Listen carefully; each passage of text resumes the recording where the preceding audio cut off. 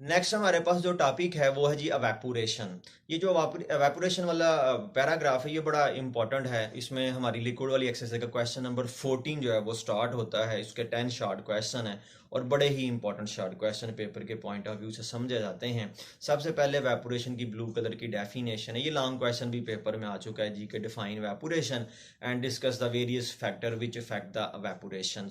तो आप डेफिनेशन लिखें वेपोरेशन की कि evaporation is a continuous process in which a liquid can be vaporized is called evaporation। और इसके बाद इसके हमारी बुक में 3 फैक्टर को डिस्कस किया गया जो नीचे वाला पैरा है। उसमें सबसे पहले सरफेस एरिया है कि सरफेस एरिया अगर ज़्यादा होगा तो वेपोरेशन ज़्यादा होगी। उसके बाद इसमें टेम्परेचर है कि अगर टेम्परेचर ज़्यादा होगा तो वेपोरेशन ज़्यादा होगी, यानी कि सरफेस एरिया आप सेम कर दें तो फिर टेम्परेचर डिसाइड करेगा। जिसका टेम्परेचर ज़्यादा होगा वो जल्दी वेपोरेट कर सकेगा। इसके बाद तीसरा जो है वो इंटरमॉलिकुलर फोर्सेस हैं। जिस चीज़ में इंटरमॉलिकुलर फोर्सेस ज़्यादा होती हैं वो इतनी जल्दी वेपोरेट नहीं करती, और जिसमें इंटरमॉलिकुलर फोर्सेस वीक होती हैं उसकी वेपोरेशन ज़्यादा होती है। अगले पेज पे यहाँ पे उसने लिखा हुआ है जी कि why gasoline evaporate much faster than water। Gasoline petrol को कहते हैं। जो पेट्रोल है ये बड़ी जल्दी वेपोरेट कर जाता है एज कम्पेयर टू वाटर। तो इसकी वजह क्या है? इसकी वजह यह है कि वाटर में हाइड्रोजन बॉन्डिंग है, लेकिन जो गैसोलीन है, जो पेट्रोल है, उसमें हाइड्रोजन बॉन्डिंग नहीं है, वो नॉन पोलर है, उसमें वीक लंडन डिस्पर्शन फोर्स है, इसलिए उसकी वेपोरेशन जो है वो क्या है, वो ज़्यादा है। अब वापस, ये तो लॉन्ग क्वेश्चन हमने डिस्कस कर लिया। अब वेपोरेशन वाले टॉपिक पे अगर हम वापस आते हैं तो वहाँ पे पहला जो पैरा है उसमें क्वेश्चन नंबर 14 का पार्ट 2 बनता है, और वो ये है कि a liquid can be evaporate at any temperature. जो लिक्विड है उसकी जो एवेपोरेशन है वो तमाम टेम्परेचर पे होती रहती है, ऐसा क्यों होता है? इसका जो आंसर है वो सेकंड लाइन से शुरू हो जाता है, और उसमें हम यही बताते हैं, हमारी बुक में ये लिखा हुआ है कि actually molecule of liquid are not motionless and they are not move with the same velocity, rather there is a distribution of velocity. Some molecule move very faster, they have high kinetic energy, and some molecule move very slowly because they have very slow low kinetic energy। तो जिनकी kinetic energy ज़्यादा है उनको आप रोक नहीं सकते, वो बल्क ऑफ लिक्विड को छोड़ जाएंगे, वो वेपोरेट हो जाएंगे। जिनकी काइनेटिक एनर्जी कम है वो पीछे रह जाएंगे, वो वेपोरेट नहीं कर सकेंगे। तो हर टेम्परेचर पे कुछ ना कुछ मालिक्यूल ऐसे होंगे जिनकी काइनेटिक एनर्जी क्या होगी, ज़्यादा होगी। तो आप जब तो कोई लिक्विड फॉर्म में रहेगा आप उसकी वेपोरेशन नहीं रोक सकेंगे। लिक्विड ने वेपोरेट होना ही होना होता है, चाहे वो ज़्यादा हो चाहे वो कम हो। वो डिपेंड करता है उसका टेम्परेचर के ऊपर, उसकी इंटरमॉलिक्यूलर फोर्सेस के ऊपर।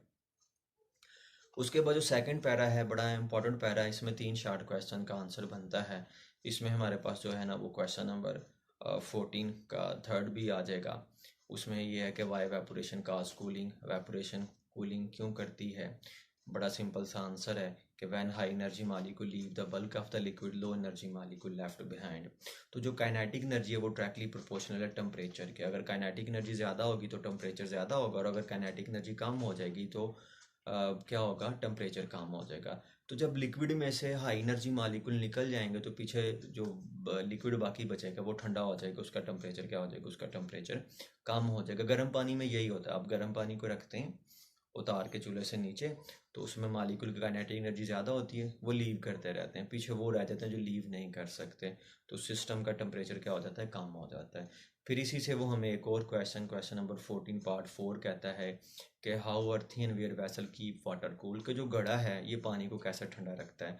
तो जो घड़ा है ज़ाहिर है मिट्टी का बना है, पोरस है, तो इसमें से वेपोरेशन होती है, हाई एनर्जी मॉलिक्यूल लीव कर जाते हैं। अगर आप घड़े में पानी डाल के देखें तो जहाँ पे पानी होगा ना वहाँ से वो गीला होगा, उसका कलर डार्क रेड होगा, लेकिन जहाँ से वो पानी नीचे चला जाएगा वो लाइट रेड कलर का हो जाएगा। तो वेपोरेशन तो होती है, लेकिन असल में जो मट्टी है वो इंसुलेटर का काम करती है, वो हीट को बाहर से अंदर नहीं फ्लो करने देती, इसलिए जो अंदर पानी था वेपोरेशन से ठंडा होता है वो ठंडा ही रहता है, वो हीट अप नहीं होता। और इसी तरह से क्वेश्चन नंबर 14 का फिफ्थ पार्ट बनता है कि why one sense sense of cooling, feel sense of cooling under fan after bath. के नहाने के बाद अगर आप मूविंग फ़ैन के नीचे आके बैठ जाए तो आपको ठंडा का एहसास ज़्यादा होता है। असल में नहाने के बाद जो है वो बॉडी वेट है, तो वेट सरफेस पे पानी की लेयर है, और मूविंग फ़ैन जो है वो वेपोरेशन को बढ़ा देता है। तो पानी उड़ेगा, पानी उड़ने से जो है वो वेपोरेशन होगी, और वेपोरेशन एक एंडोथर्मिक प्रोसेस है, तो बॉडी का टेम्परेचर वो क्या करता जाएगा, वो कम करता जाएगा। तो इसका भी आंसर हम इसी पैरे को लिखते हैं और आगे एक सेंटेंस लिख देते हैं कि because moving fan increase the rate of evaporation. और जो पहला था थिन वेयर वेसल वाला, उसमें हम दूसरा पॉइंट फिर से रिपीट करते हैं कि because high energy molecule leave the bulk of the liquid, और एंड में खुद से एक लाइन लिख देते हैं कि soil pot is an insulator so it keeps water cool, कि वो पानी को ठंडा रखता है।